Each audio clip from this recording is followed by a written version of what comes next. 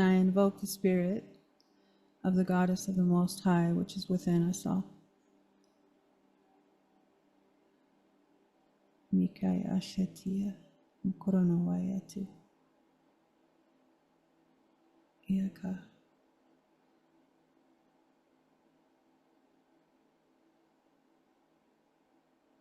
Hello and welcome to the Cosmic Heart Podcast. I'm your host, Jessica Hope with Cosmic Heart TV. I am here with Mariah Paul. She is a holistic lifestyle coach who helps high-functioning women heal chronic stress and pain by mastering their internal world.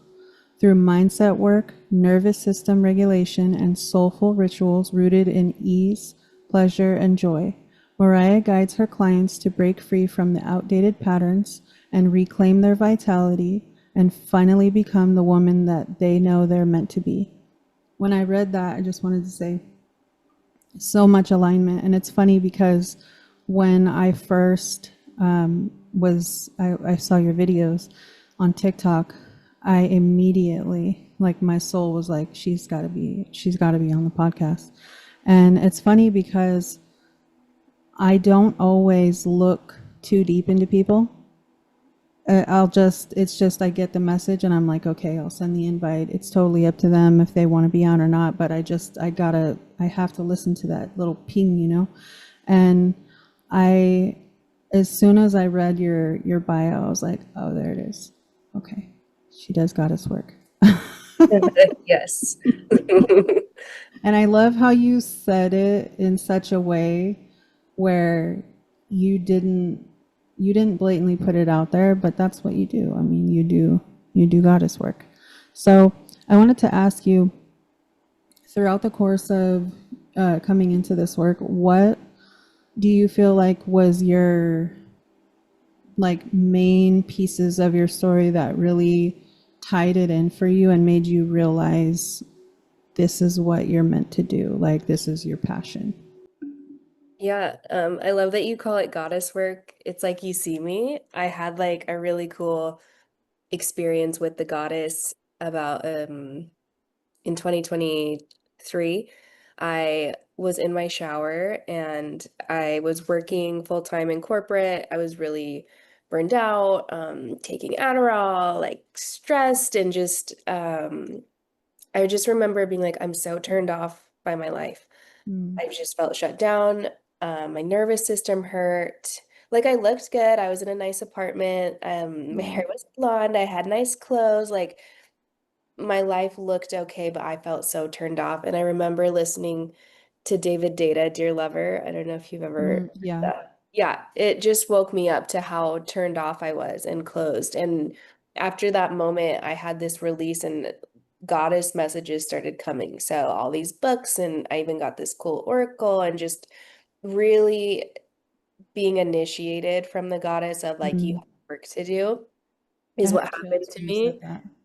Oh, good. Yeah, I'm feeling it too. She literally came to me and I got sober, I got off my prescriptions, I quit corporate. Like Wow. it was so much of an internal job. I had been healthy, quote unquote. Like I know how to eat, I know how to take supplements, but I had no idea how to be myself is the best way I can describe it. It's like I was living behind this film, this like Right. glass wall. I didn't know how to interact with the world, with people, and I was like dying. It was like Mm. suffocating. And so when I talk about your internal world, like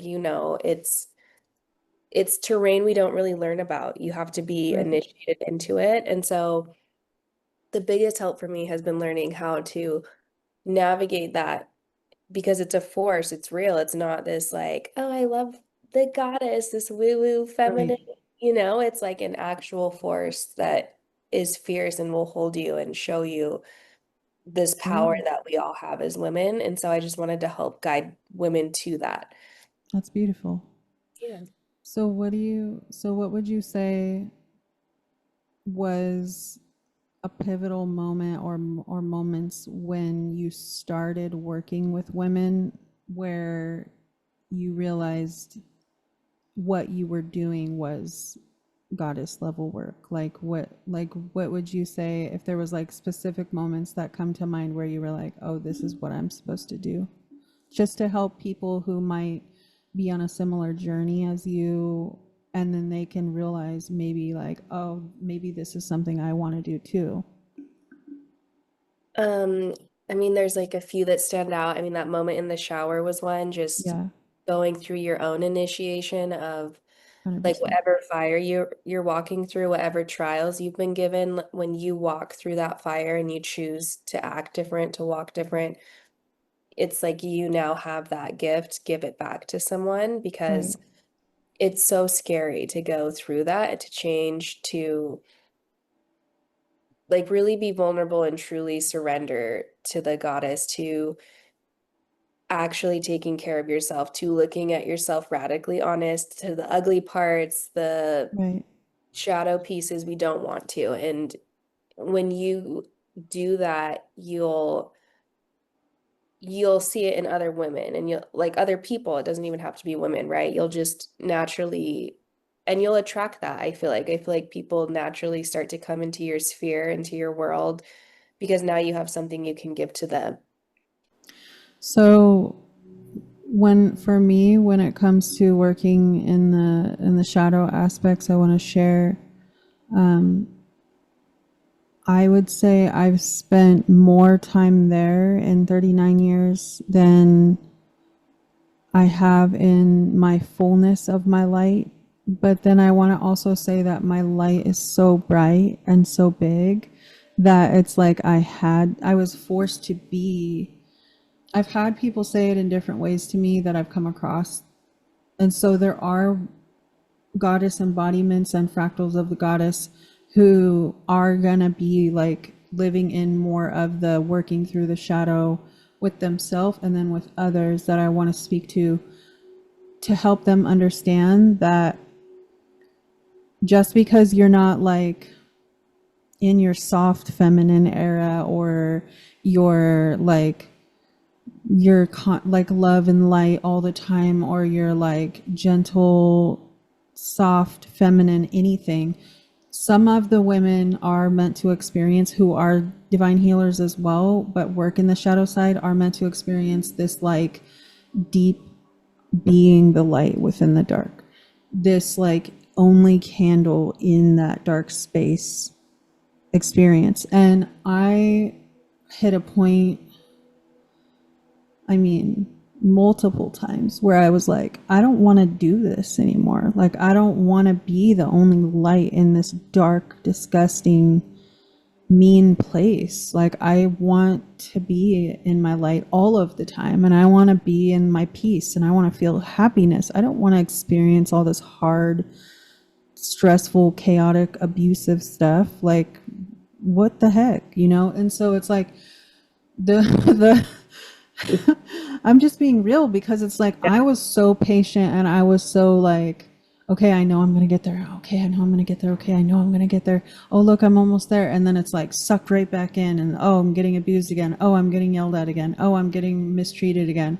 And it's like, what the heck? You know, like, why am I still dealing with this kind of stuff? So for those that you know you are a healer, that you know that you're meant to be a light in this world, that you're meant to do goddess work or healer work or whatever, please understand that you don't always just go through like healing your shadow and then that's it. And then like now you're magically like all Like, in yeah. the light era. Like sometimes it literally is, you get pulled into the trenches, you got to work your ass off to get up out of them, and then you get pulled into another one, and then so it's like it happens in phases. And when you go through though that shadow work, sometimes it's really really deep. And the best advice that I can give at this moment is never ever lose hope, ever, because there will be moments where you are going through your shadow healing where you're going to feel like giving up. You're just going to feel over it and you're going to not want to do it anymore. In those moments,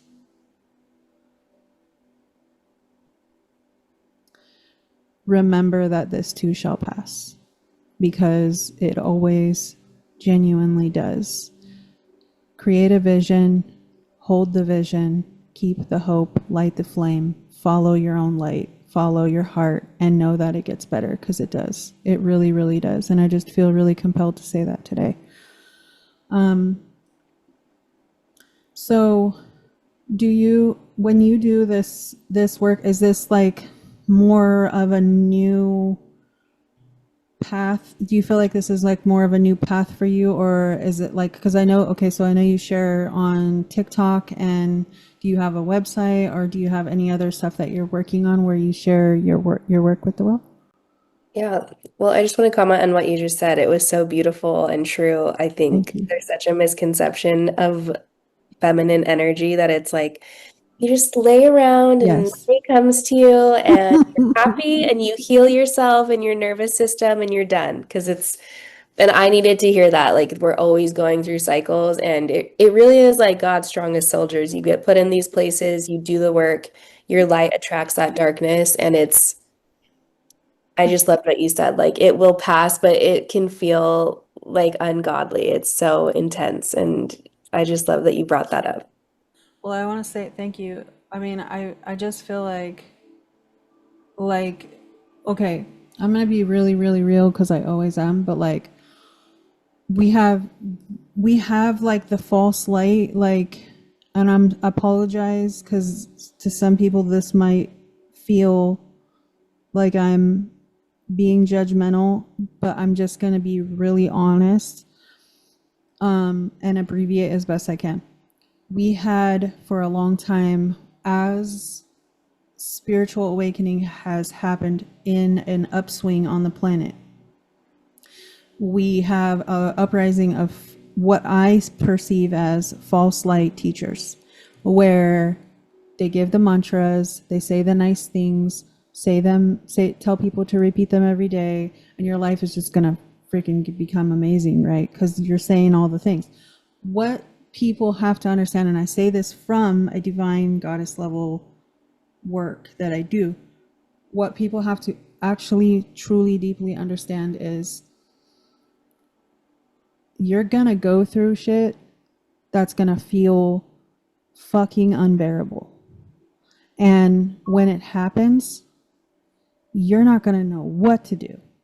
And it's gonna feel like, well, I'm saying all my mantras and I'm praying every day and I'm trusting the process and I'm creating and I'm consciously manifesting and I'm believing and and it's not going to matter, because you're still going to go through that hard shit. And when you do, when you experience it, the thing that's going to pull you through is your faith and your determination and your courage.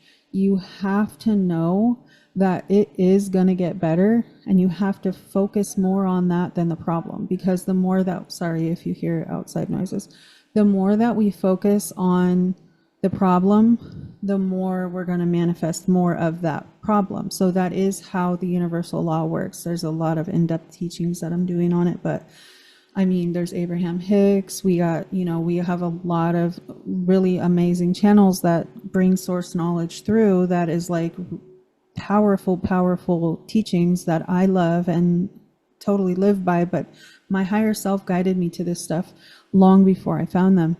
And so this is where, like, not to get lost in the message, but like, this is where we have to remember all the things work.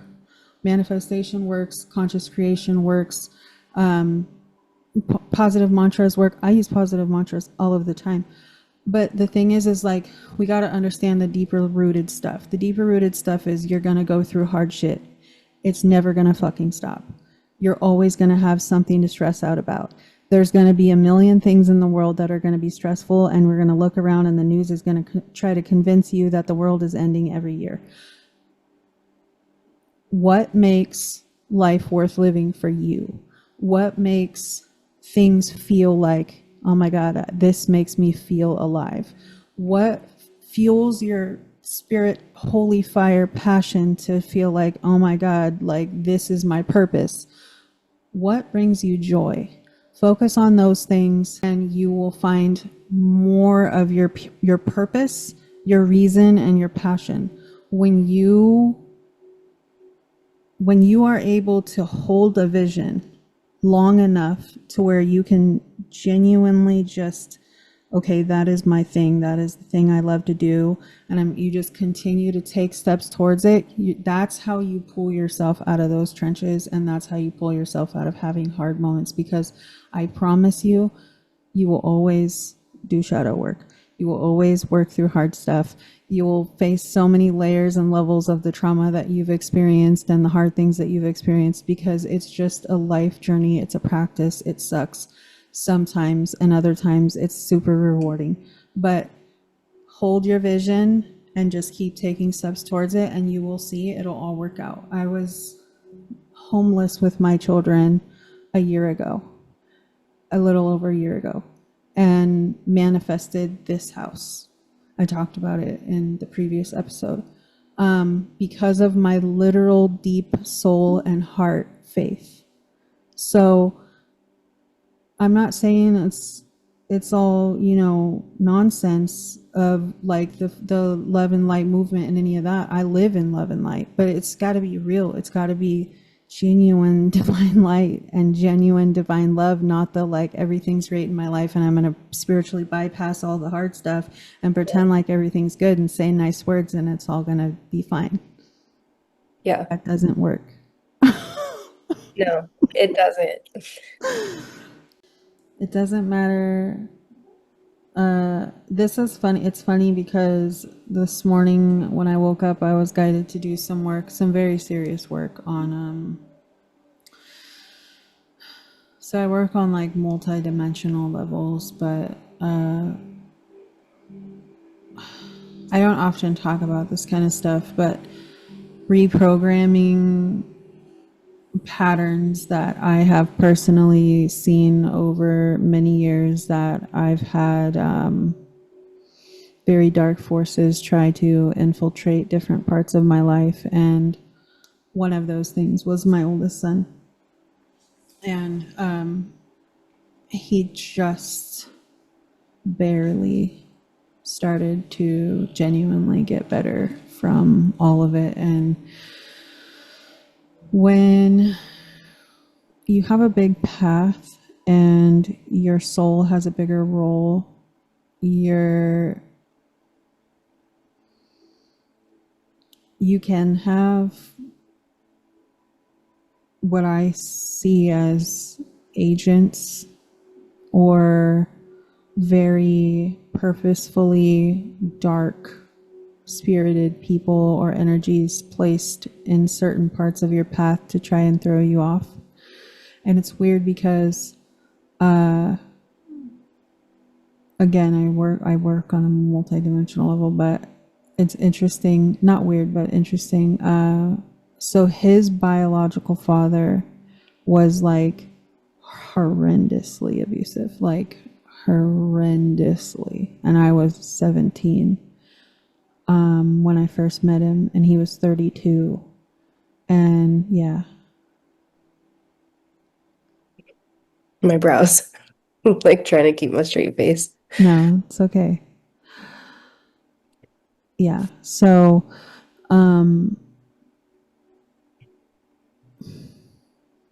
my story is what qualifies me for speaking as deeply as I do about the things that I do, because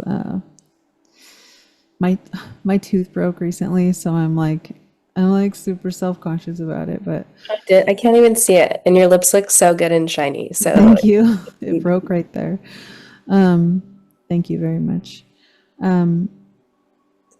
Yeah. So when I was pregnant with him, with my son, yeah. there was a lot of awful things I experienced. And then when he was born with 4 different heart conditions, and I knew it was because of what I experienced during my pregnancy with him. And I had to get a restraining order against his biological father. Again, I was 17. I was still a kid. Like, I wasn't even remotely ready for anything in life when it comes to being an adult. When I met him, and then proceeded to experience this throughout the rest of when I turned 18, and then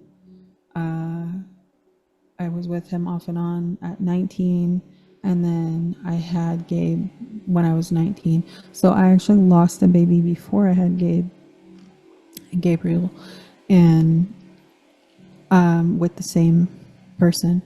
And I only went back to him, the father, because I was mostly scared, but also I think I thought I was in love with him, but it was like some soul tie, like soul karmic thing. And anyway, I like back then I always knew, like even then, that I have like a big path. I always knew it because I would say like I'm supposed to do something big. I'm supposed to do something important. No clue like what I would learn later on or come into, or God, the experiences that I've had. But I always said, I was like, I feel like I'm supposed to do something really important here. I didn't know what I was like. I don't know what it is. I just know I'm supposed to help people and I'm supposed to do something important. And each thing I would go through, I was like, you know what? I can use these experiences to help other people. And like the more I experienced hard shit, I was just like, okay, well, at least I can use this to help other people. You know, I was always optimistic. And I know I am. I know I am supposed to do that. And I know I do, but I want to on a much larger scale now because I feel it's time, not because I have a desire, but like I just know it's time to utilize my experiences and my path and the things I've experienced that were so hard to be a catalyst of hope. My middle name is Hope. I'm here to bring hope and love and like, hey, if I can go through all the things I've gone through and come out the other side somehow, you can too. Like, you can do it. You can make it. If I could make it through what I've been through, you're going to be okay.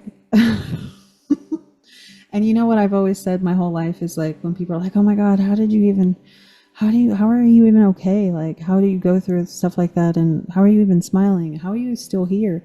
My answer has always been something along the lines of, there are so many people that have gone through worse. And I am not complaining. Sometimes, maybe a little, because Yeah. Jesus, but I mostly don't. I really don't. Like, I'm not like, oh my God, my life is so hard. And I don't do that. I just go, all right, can it get better now? Because holy shit, like, what? Yeah. How much do you want me to go through? Like, I'm not even asking that anymore, but I'm just saying, like, but, you know, it's like God only gives you what they feel like you can handle. God feels like you can handle. And it's like, I always would say, well, God must think I'm fucking strong as hell because Jesus, like, what, Yeah. what, what kind of super muscles does my soul have? Because I guess I'm just so strong. And so, you know, going through the things that I have, it's like I look at everything differently because I'm like, well, it's not that, so I'll be all right. You know, like I could always compare it back to like other stuff, and so, and I definitely got humbled. I understood my soul has a big purpose and like I'm a big soul, you know, and so it was like I came to like forced. I feel like I was forced in a certain sense to accept like who I am and what I'm here to do. But it's because I tried to do like normal human things. Like I tried to do normal jobs. I tried to do like I even became a nurse. And I was like, I'm going to literally put all my like bigger spiritual and soul level things like okay, at that point I had already done ET work, archangel and angelic literal communication all of the time, coming to me, telling me who I am, telling me what's going on, past life regression therapy, quantum healing hypnotherapy. I was given the rights to the 40,000 year lineage of the Moonai Key, told I already had the lineage in a different lifetime by the shaman that gave me the rights, said I didn't even need to receive them again, gave them to me again anyway. I became a master in Reiki. I became a master in Tibetan healing, in angelic healing, in all different forms of healing, in goddess embodiment healing. I've already done all these things, became a master in all these things, and then I was like, I want to become a nurse. I'm just going to do normal stuff. I'm going to be a normal human. And I ended up getting fired while going through a divorce because I literally was forced to get back on my spiritual path. I walked into that hospital every day. It was a long-term care facility with the heart and soul of, I'm going to give every single one of my patients more love than anybody here can possibly fathom to give them, and I'm going to bring divine light. And I had some of the most beautiful experiences ever, but it was not where I needed to stay. And the heavens, literally, and my guides were like, nope. And I was asking them, I was like, just let me, and they were telling me, they were like, you can't stay here. It's not for you. You are here for a purpose, and you already know what that is, but you're not supposed to stay here. And I was like, but I'm just trying to do normal. And they were like, you can't. And then I ended up being told, you either quit or you're going to be fired, because I was under too much stress. And I was bullied by other nurses. The head nurse in charge was horrible, evil, so evil. Why she was there, I don't know. Witnessed other nurses being terrible to the patients. I spoke up. They didn't like that. And I got pushed out. And it's like, no matter what I've tried to do normal, to have like a normal human life, I'm not allowed. I've had people cross my path that are masters or gurus or whatevers, and not saying that in a like dishonorable way, just saying like different titles. And they've all seen me and said, you have to understand who you are. Like, you have to accept it. And I still fought it, like tooth and nail. I was like, and then finally I surrendered, and I was like, all right, fine. And then I got illegally removed from my house and homeless and lost all my material possessions and lived in a hotel off and on for 8 months straight with my children. And so it's been really, really, really intense and really crazy. And every day I would tell him, and I would tell everybody that I spoke to, I was like, I don't know how it's going to happen, but I know I'm supposed to be here. I know I'm going to get a house. I know it's going to happen. I know. And through the hardest, most difficult times, I literally was given opportunity after opportunity to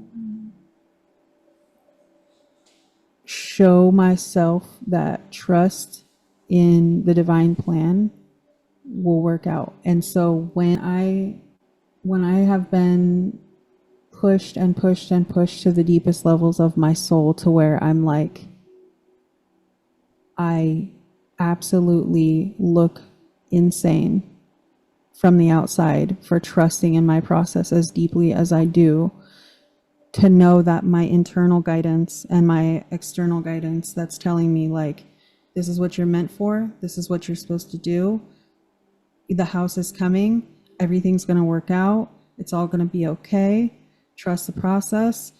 I'm saying all these things, and people are like, are you okay? Like, are you sure? Like, but what? And I'm like, look, I don't know what to tell you. Like, I just know. And I kept getting the guidance, like, you have to start the podcast and you have to do these steps, and it's time. The world needs you to step in and create this space to connect everyone together, and this is what you're here for. And okay, so I'm taking the steps. Started it in a hotel, in my car with a green screen background. And I literally just was like, all right, I'm diving all the way in. And then as soon as I did, I get a phone call saying the house was ready and I could move in next month. And it's like, so it's like, once I took the steps, even though I was like, how am I supposed to do a podcast in a hotel? Like, what, I don't even know how I'm going to pay for the hotel. Like, what do you mean start a podcast? And I did. And then it was like, hi, Jessica.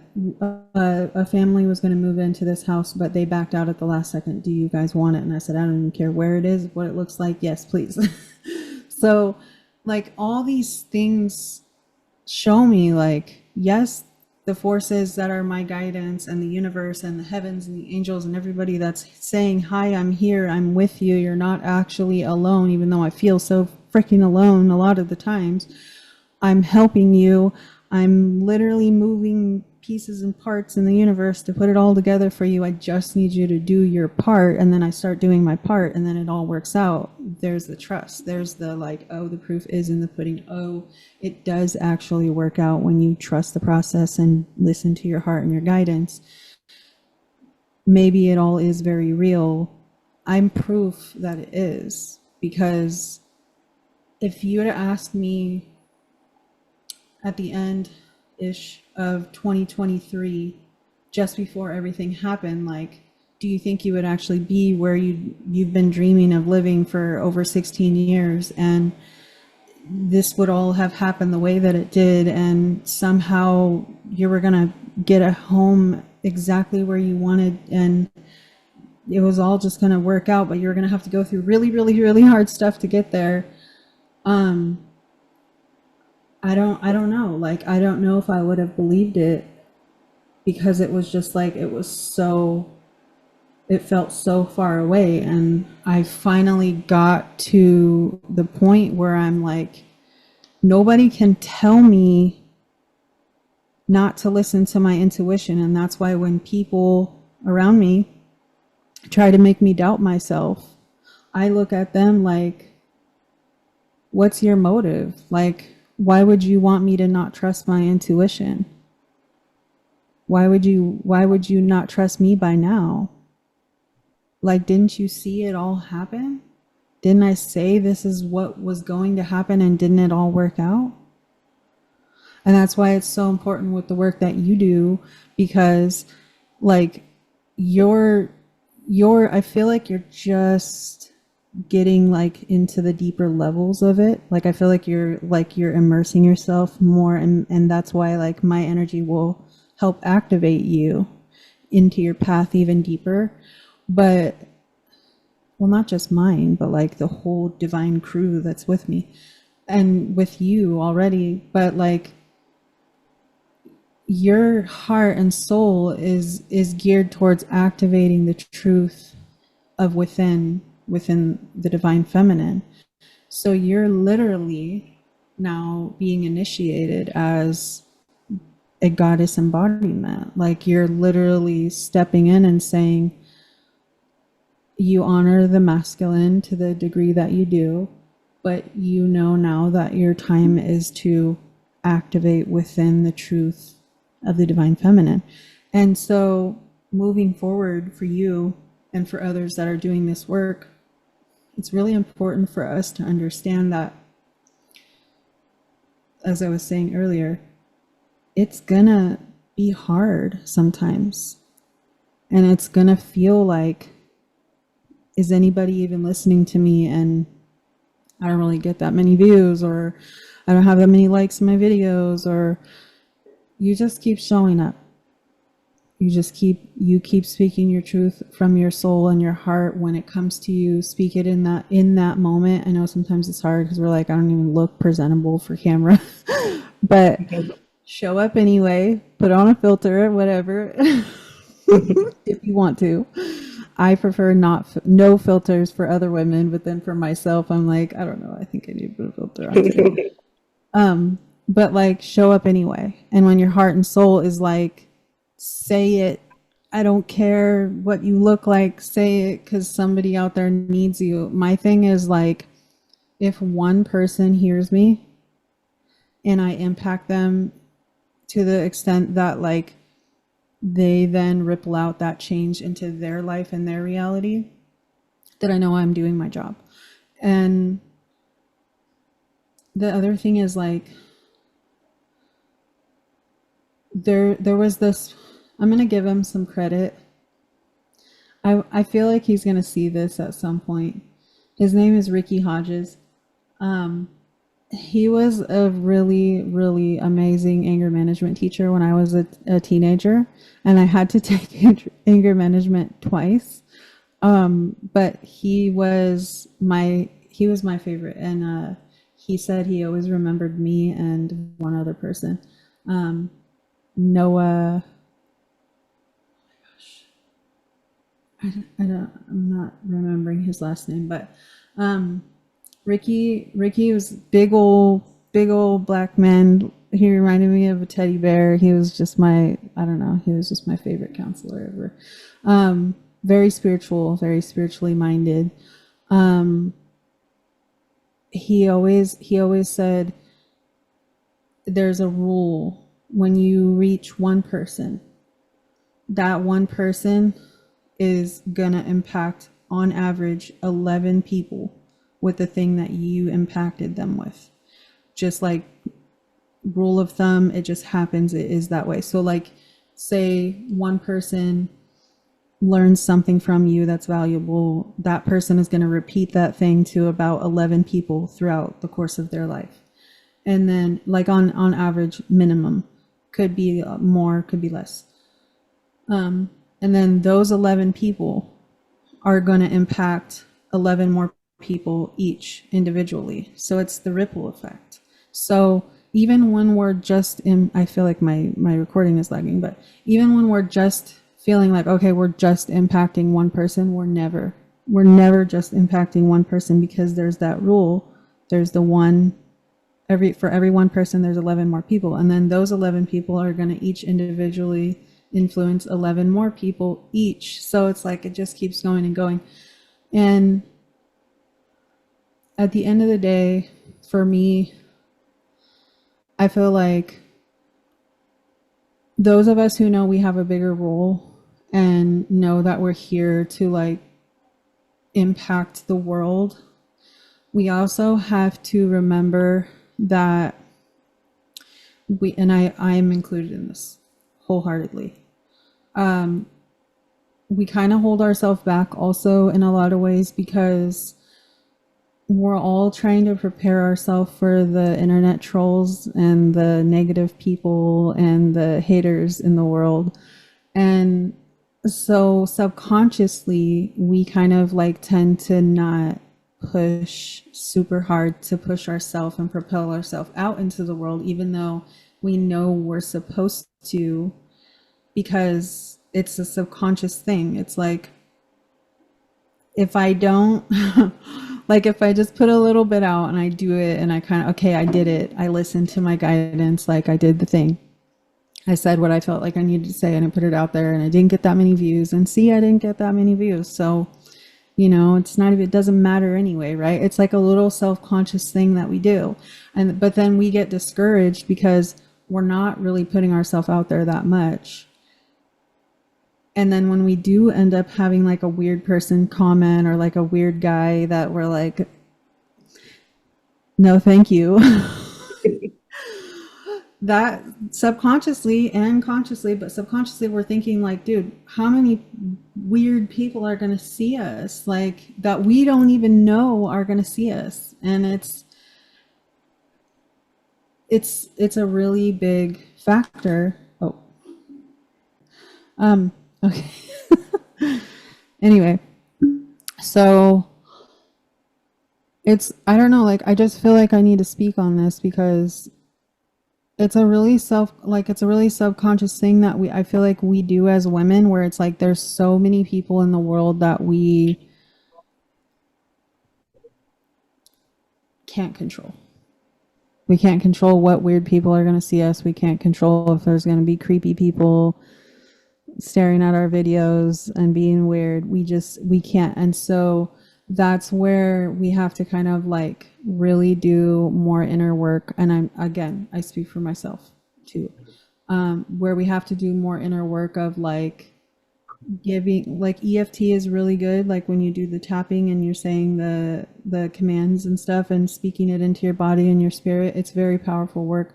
But like giving yourself permission. So like for me, I would tap and say like I give myself full permission to mentally, emotionally, and spiritually accept that I'm going to be seen by people that I don't want to see me. And I'm going to allow myself to feel safe, to feel protected, and to know that I'm protected. And even though there's going to be people that see me online and all over the world that I don't want to see me, for all those people that see me that I don't want, there's going to be so many more people that I do want to see me, that are ready to connect with me, that need to hear from me. And at the end of the day, each day, I know that I'm doing the work my soul's here to do.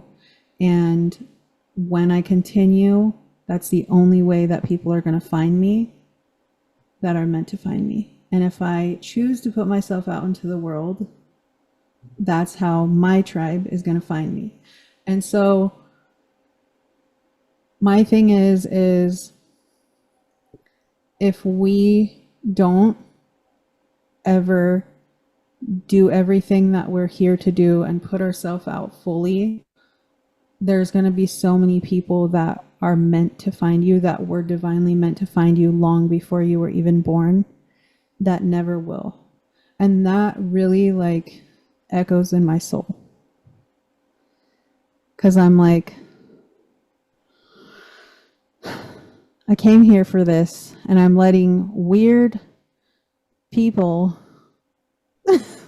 stop me from reaching the people that need me because I'm scared. But it's scary. It's scary being a woman, and I hate that, because we're not supposed to be scared. We're supposed to be living, thriving, protected, divine, fierce, feminine beings, the embodiment of goddess. We're supposed to be free. And that is why those of us who are doing this goddess level work and activation, why we have to stand stronger and taller than ever and push past that stuff. But we have to recognize consciously the subconscious things that we do that sabotage us, like stuff like that. Because the more we hold ourselves back for any reason, the less we're going to see the impact that we want to see of ourselves on the world. And again, it just echoes in my soul. It's like, I have to. Like, I just have to, no matter what. Yeah. Like so many things there. It's actually crazy you said all of this because I feel like you mentioned, like I'm kind of still newer in my initiation. I would say I'm probably like 3 years in, which I thought would be a long time, but it's really kind of baby now that I'm in it. Um, It but to is and like, it isn't.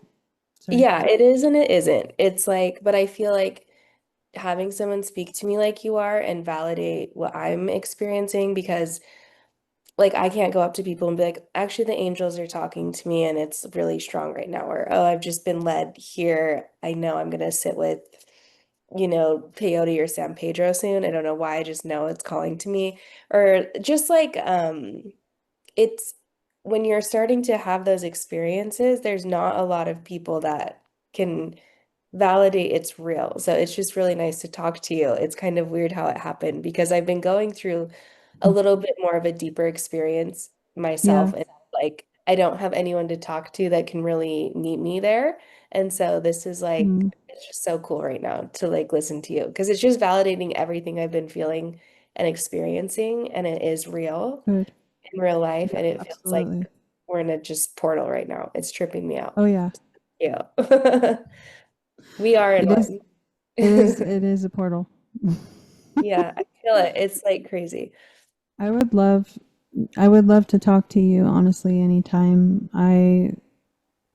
The thing about our paths when we go deeper into our soul path is it it feels really alone, and it's hard for us, like when we're consciously, I don't want to say hard for us, but when we're consciously aware that we do have angelic presence and guides and like everybody that's with us and our ancestors, and like we know that they're there and we're really really really genuinely thankful that they're helping us and they're with us, and they understand this, like they really really do understand. But like on the physical level, it just really helps more than we realize to have people that we can also talk to and connect with, because we're here doing this like in the physical body. Like we're experiencing it viscerally, like we're feeling it, we're hearing it, we have the hormone and the chemical reactions that happen in this physical body that you can't feel or experience when you're just in the soul form. And so, and they know that. And so it's like, I've been, I could, I could probably say I've had, since I've been a mom in person, maybe 2 friends since I first became a mom 19 years ago. And they were not long lasting friendships. One of them was kind of a little longer, but a lot of that was because of my ex-husband, because he was really controlling, and he is, I'll go over that another time. But he was just really controlling and manipulative. And so I didn't have friends for 17 years. I 17 years is a really long time to like be alone with you and your kids and be dealing with a marriage that was so hard. So during that time, to go that many years of not having friends and like coming into these beliefs of like not being able to trust people, it really does something to you deeply, like to where you realize that you are okay mostly like being alone, but then also like it makes you super jaded kind of, and it also makes you like really have a hard time trusting because you're like, well, what if I get close to this person and then they end up like being two-faced or stabbing me in the back or pretending to be close to me, and then they're really like sneaking behind my back or talking bad about me, and it's like then that's going to hurt worse. And so then you're like, I guess I'll just stay by myself. I've been alone for so long, like to where it's like I feel like I grieved it so many times, and then now I'm like I would so love to have female friends and to have my tribe. Like you're totally somebody that I would love to be friends with. Okay. And then where I'm like I don't even know what that looks like. Yeah. You know what I I mean? I I actually do and do. I don't. Yeah. I understand that. I was just telling my partner this week, like I was like, I just don't have like deep girlfriends yet. It's hard when you're on the path because I have people from the past, but like they're not doing that work, so you can't meet each other there. Like we're No. just surface level. And so it's like it is new to find people that are like in their truth and doing their work and what it looks like. It's just a new territory for me as well. Yeah, trying to explain even a surface level of spirituality or spiritual experiences that you're going through to a surface level person, it like at maximum you're gonna get like, oh wow, that sounds really crazy, or wow, that must be really intense. I'm gonna go get some McDonald's. Yeah, let's get a Starbucks. You want to go get some Starbucks? Yeah, it's you're just just trying to have a normal conversation with me is, I don't know, I don't think I know how to do it anymore. I don't think like I do try, I really do, but I'm like I don't think I know how to do it and I don't think I want to. I I love don't it. know. That's just so refreshing. It's like I've been like I haven't been in my like with my people or tribes or like spaces lately, and I've just been feeling it. I'm like, I can't keep acting this. Like you mentioned when Yeah, went back to nursing, like it gets exhausting to the soul. So this is like really nice to good. have. Yeah. I'm happy that I can give you that. I Yeah. hope that you do have people that you can connect to. I mean, you're more than welcome to talk to me and connect with me. And I don't extend that offer out to just anyone only because I gave so much of my energy and so much of my time to so many people that did not value me or appreciate me. And the thing is like, I knew, but it was during that time where it was kind of like unhealthy company or people that are taking from me company was better than no company. Yeah. You know what I mean? And so it was kind of like I knew they would only come to me when they needed something, but I was still just thankful to have a friend. Yeah. So, and then like it happened in layers where I walked away from so many people that I I grieved so many people that are still alive and then some that aren't, to where I got to a point where I was like, I don't want to I don't want to feel taken advantage of anymore. Like I don't want to feel like no matter how much of my heart and soul I pour out, it's not honored.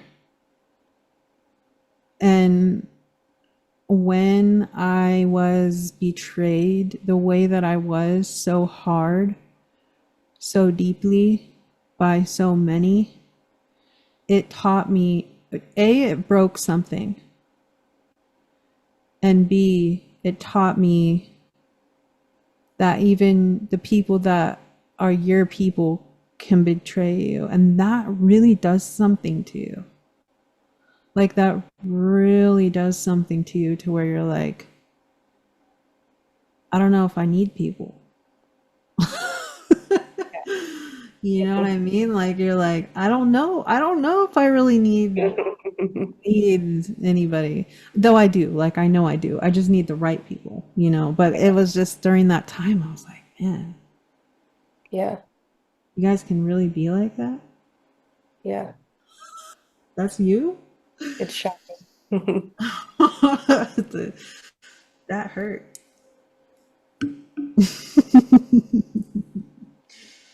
But yeah, I feel it. I forgot to ask you how old you are. I'm 30, just turned 30 in April. Oh, so I'm 9 years older.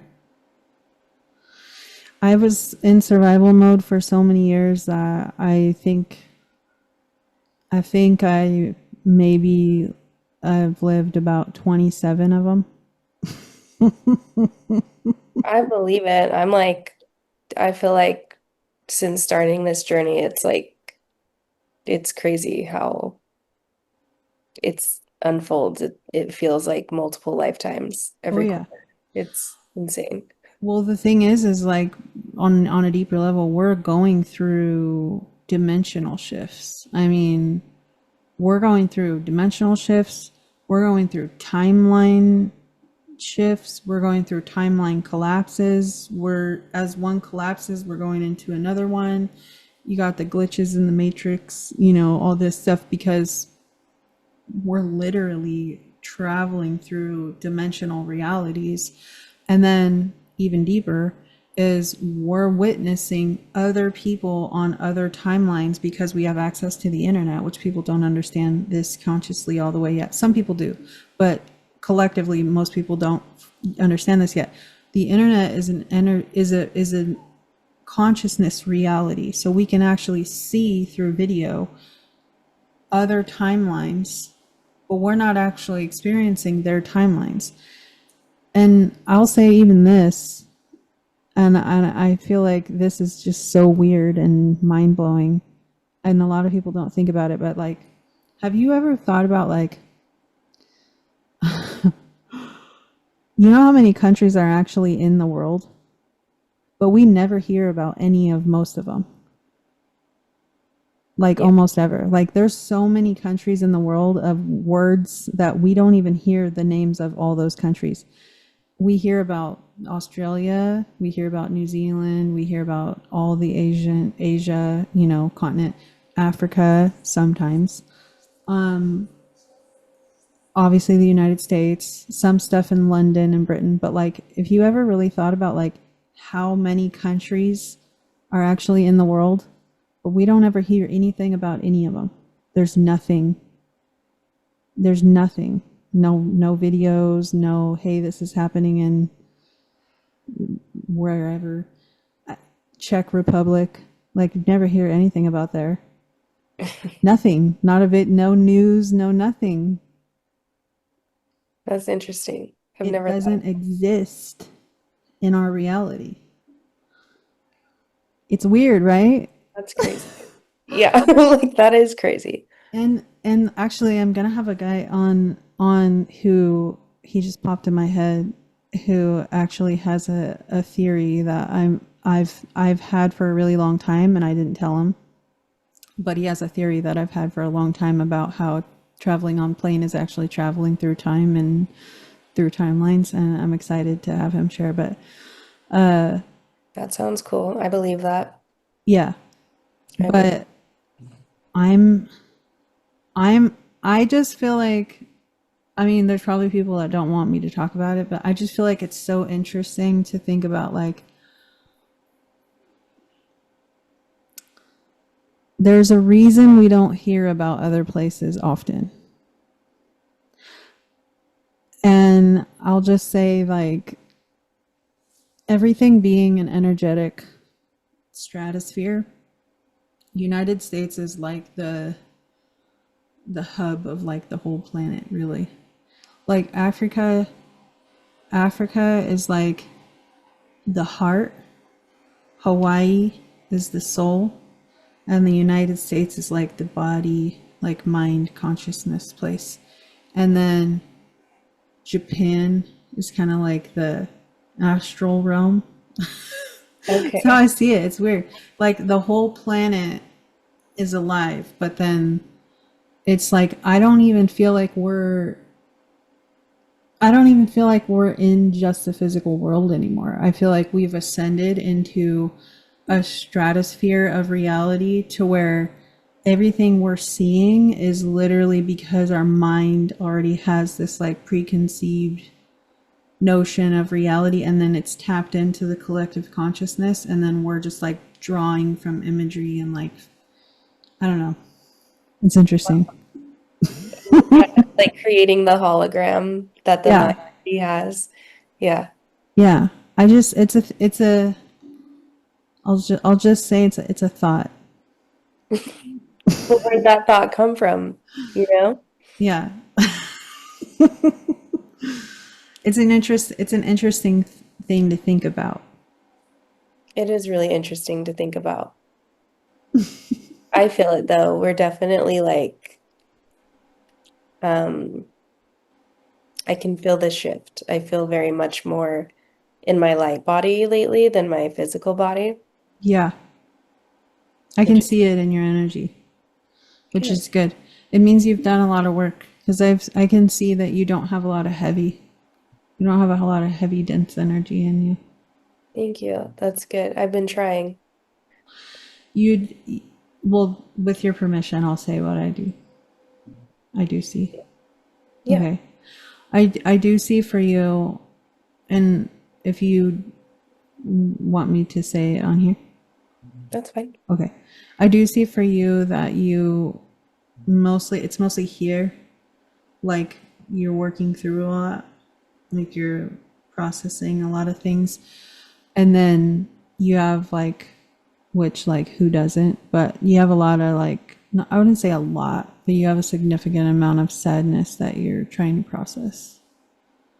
So, but other than that, I feel like your energy is just so clear. Like you have such a like white aura. Oh, good. Yeah, it's just pretty. It's just Mhm. divine light. It's beautiful. Thank you. I can see that you've done a lot of work, and honestly, like, that's more than I can say for a lot of people, because the thing is like, we all know that, especially those who are on a more spiritual path, like, we all know that we have the work to do. And I'm not knocking anybody that doesn't do it. I'm really, really not. But I will say that my alarm was going off on my phone. I will say that it takes a lot of courage and bravery to do the work, because when you start on your soul's journey, and what I mean by, we're always on our soul's journey, but like, what I mean is, like, when you start on really deepening your process of your spiritual path and journey here, you can't, most people can't. You can't just like start it and then go, yeah, I don't know if I want to do this. Because once you start it, you already like started the process of shedding all the layers and working through all the shit and like letting go of all the things and facing yourself and realizing and remembering who you are as a soul and why you even came here and what is my purpose and what is all this, and oh my god, the government's crazy, all the things, right? So like, there's levels to the experience of your spiritual journey, and you can't like, you really just can't like, okay, I'm gonna like really deep dive into this and then stop. So what happens when people stop and they don't keep doing the work is they usually end up like going through a lot of really hard stuff, and things become difficult for them, and honestly, like, it gets hard. Like, it gets really, really hard, and your soul will tend to try to like nudge you gently back onto the path, and if you don't listen, it'll push you harder, and then if you still don't listen, and it'll bring people in to say, hey, you're supposed to be doing this, maybe I can help you get on your path. And if you really just don't listen, then you're going to get your ass kicked, and then you're either going to get up and you're going to do your work, or you're going to cry about it, and then you're going to have an even harder time, and then you're going to complain, and then you're just going to feel sad and depressed and then die or something. It's like, Exactly. usually it's something along those lines for a lot of people, or they just get like, they end up abusing alcohol and drugs because they can't, like, they're trying to find coping mechanisms and stuff like that. When I went through, not drugs, I steer clear from all that, but when I went through like some of the hardest stuff, I definitely had a lot more alcohol than I wanted to, for sure. Even though I blessed it and, you know, anointed it and did the most high things that I could to it, it was still alcohol, and I still put it in my body. And I certainly shouldn't have drank as much as I did, but we go through things, and sometimes we feel like we need a coping mechanism. And same thing with tobacco. I mean, I smoked pure tobacco, and I smoked like a lot of it at one point, where I knew like I shouldn't, but it was just like things got really hard, and my soul is also a shaman, and it was like a shamanic practice for me of transmutation. But I'm not knocking anybody like for using coping mechanisms and devices here, but it's just like, at some point we just got to realize, like, okay, I either do want to actually live for a long time and have a healthy life, and I got to try to like make that happen by making healthier choices, or keep doing what I'm doing, I guess. Yeah, I do. I can relate to that.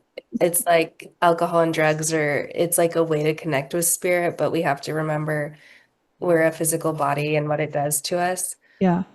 And that can hit me in the face, which is why I don't participate anymore, but at least with alcohol anyway. But it's it is a way to connect, I feel like. It's just one mode.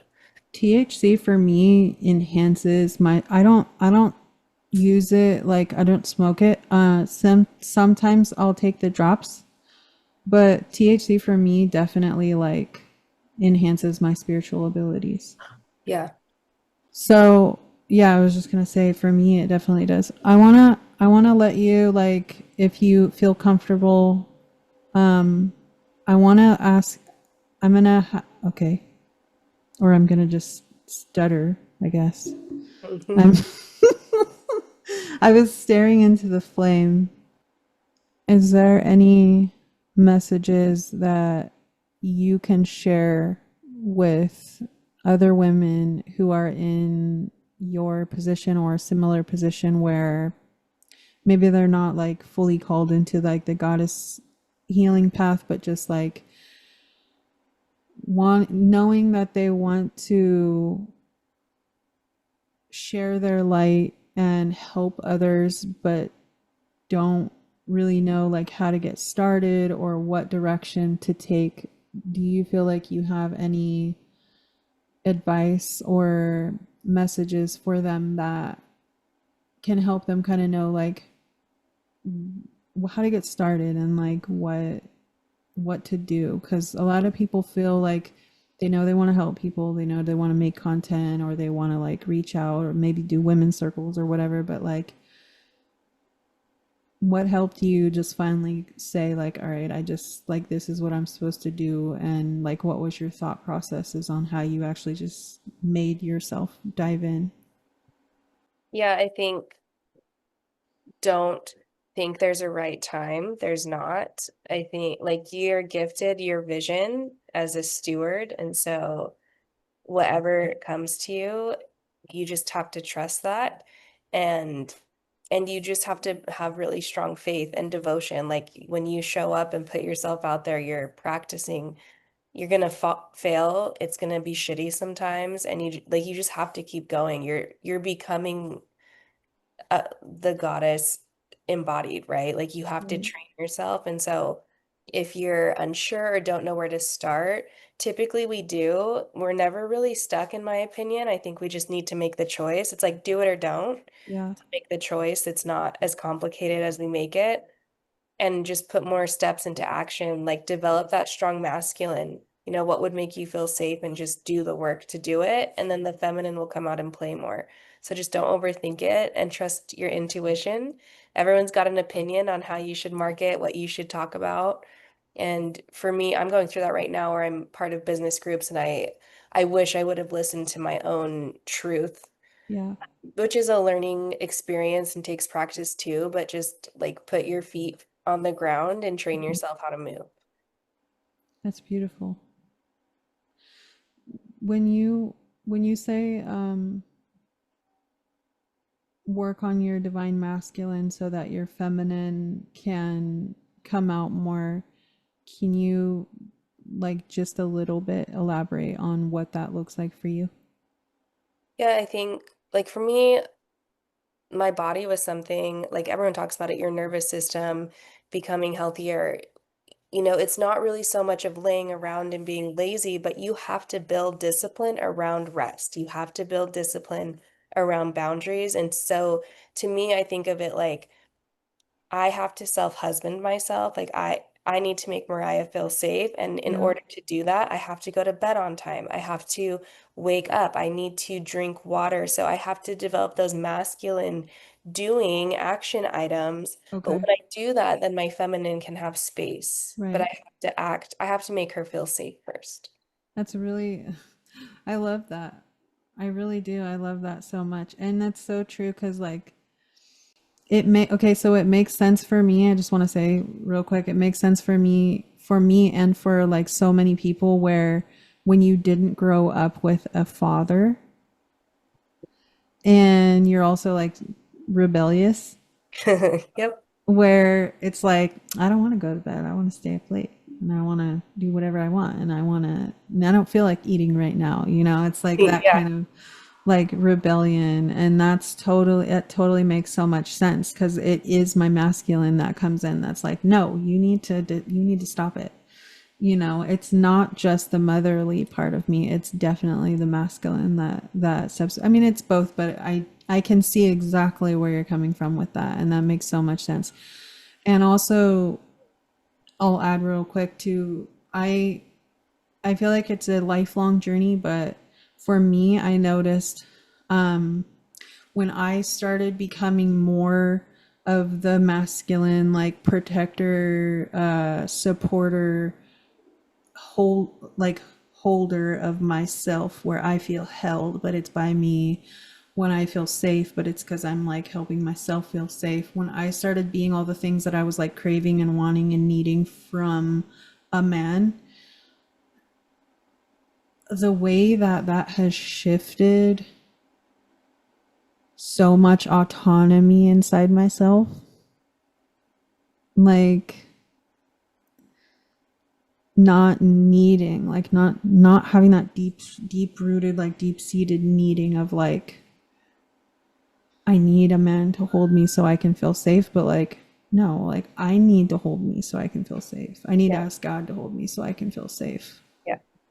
But I don't need like a man to do that for me. It's nice, like I'm thankful for it, and it does when it's just genuinely love. It does make me feel safe. But if we don't do that for ourselves first, we're gonna be craving it from the wrong people, because anything that feels like love, we're gonna cling to it, even if it's not healthy for us. And so I love that. I love that you said that so much. And I just want to add one more thing. I think it was Kalani that said it, that brought my attention to it, but it was when she said decentering men, when she started to decenter men and started to learn what that looked like. Mhm. It shifted a lot for me, where I was like, wait, because bi, I'm bisexual.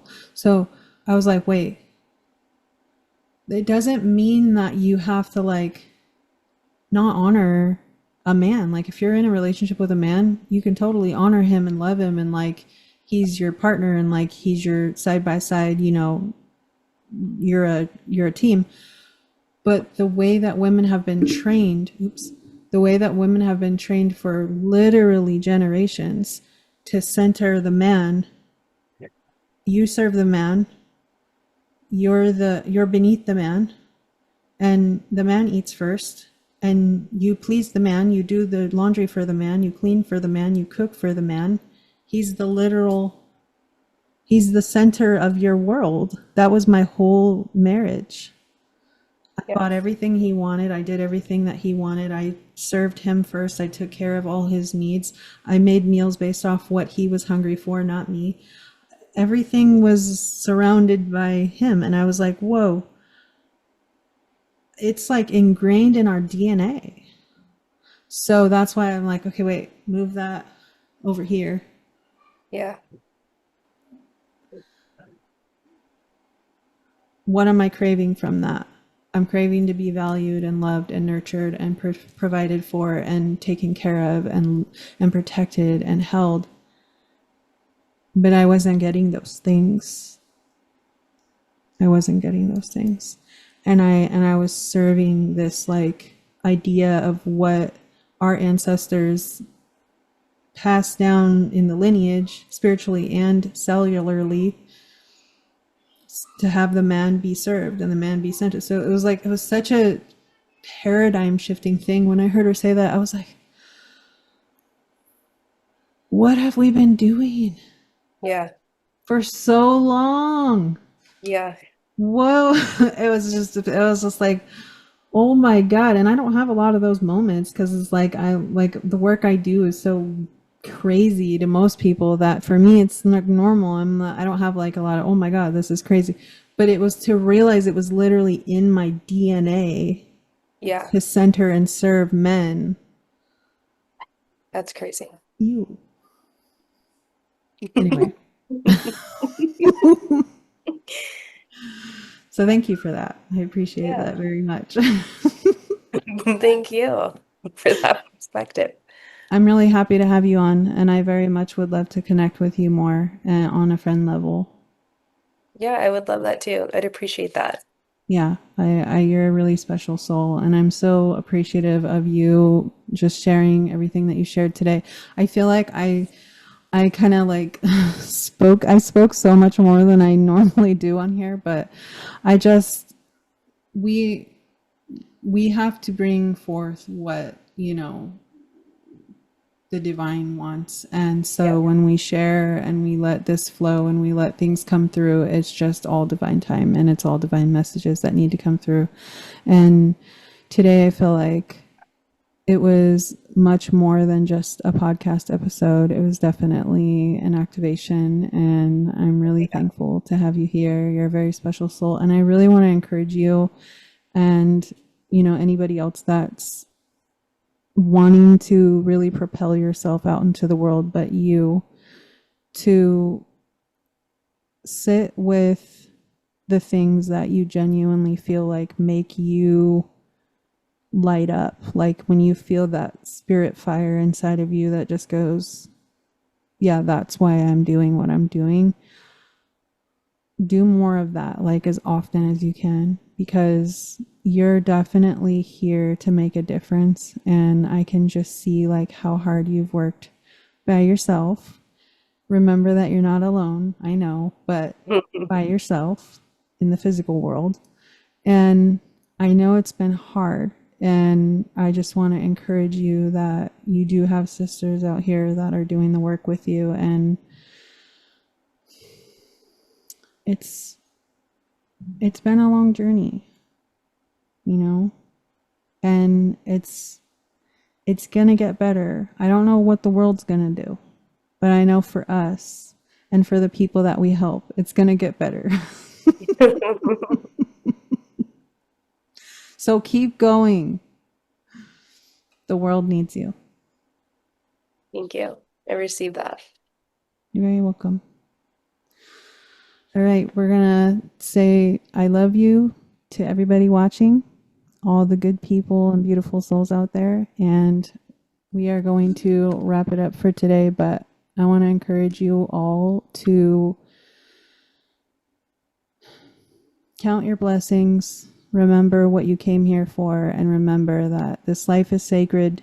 I know it doesn't look like it sometimes. I know it doesn't feel like it sometimes, but this life is sacred. There's a lot of souls that want to come here and want to experience all this. I don't know why, because it's kind of crazy, but there's a lot of beautiful here. And we all have to remember to find more of the beauty than the ugly, because there's always going to be the ugly. But the more we count our blessings and the more that we focus on the good things, the more good things that we will receive. And so it is.